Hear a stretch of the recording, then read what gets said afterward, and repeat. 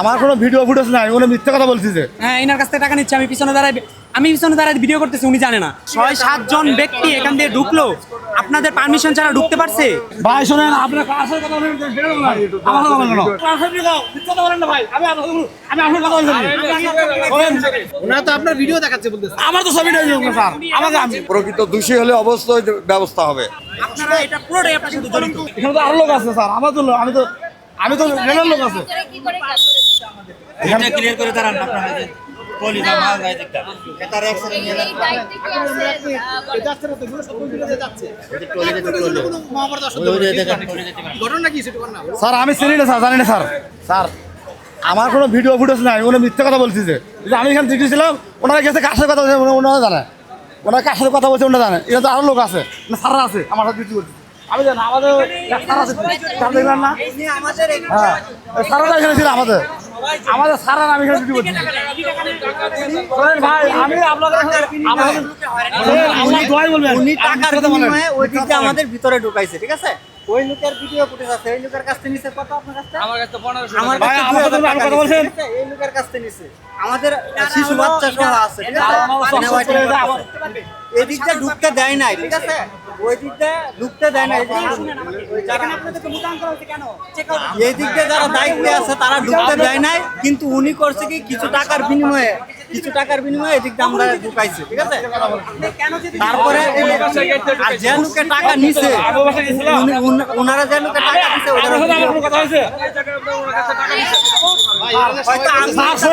এখানে আরো স্যাররা আছে, আমি এখানে ডিউটি করিনি। এখানে তো স্যাররা আছে, এখানে নিরাপত্তা বাহিনী আছে। আমি এখানে ডিউটি করছি কেন? এখানে ভিডিও চাই বলেন। ভুক্তভোগী শিখে না আমার ডিউটি করছে। আমি এখানে ডিউটি ছিলাম,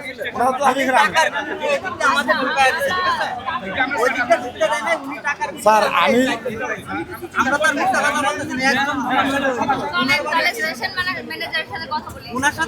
স্যার আমার কোনো ভিডিও করা বলেছে। কথা বলেন স্যার।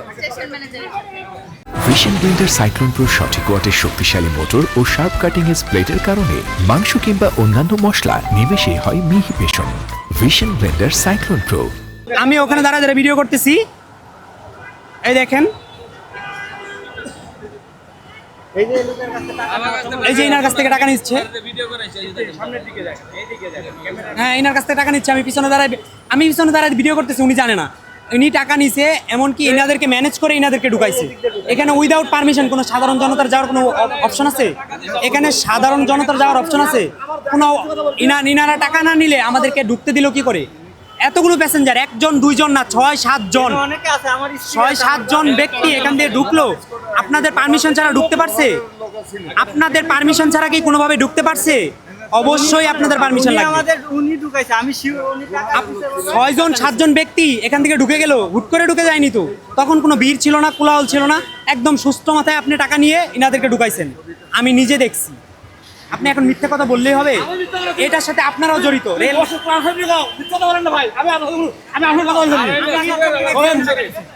শোনেন ভাই, ভাই সবাই ভাই আমি কে? আমার এখানে লোক আছে না ভাই, তাহলে আমি কে? ভাই সবাই যে আপনার সম্বন্ধে বলতেছে কেন? ভাই আমি তো আমার দেখেন, ওরা বলেছে অন্য ভুক্তভোগী ভিডিও, আমার তো না ভিডিও নেই, ওরা মিথ্যা তো বলতেছে। ভাই আমি ছবি দেখাচ্ছে আপনাকে, আপনার ভিডিও দেখাচ্ছে তো। ওনারা তো আপনার ভিডিও দেখাচ্ছে বলতেছে। আমার তো ছবিটা দিন স্যার, আমাকে আমি কি পিটি এখানকার যদি নিয়ে থাকে অবশ্যই প্রশাসনিক ব্যবস্থা সবাই হবে। বলতেছে যে আসলে উনি এই কাজগুলো না, আমি আগে ভিডিও ফুটেজটা দেখি, দেখার পর যদি উনি নিয়েই থাকে, প্রকৃত দোষী হলে অবশ্যই ব্যবস্থা হবে। আমি ভিডিওটা একটু দয়া করে দেখে নিই। ছবি যদি থাকে বা উনি যদি জড়িত থাকে অবশ্যই ওনার ব্যবস্থা হবে। টাকা উনি নেবে কেন?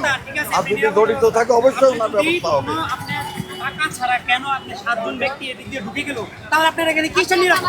এখন ঘটনা হচ্ছে অনেক সময় টিকিট দিতে পারছে না, বুঝছেন? অনেক সময় টিকিট দিতে পারছে না, অনেক সময়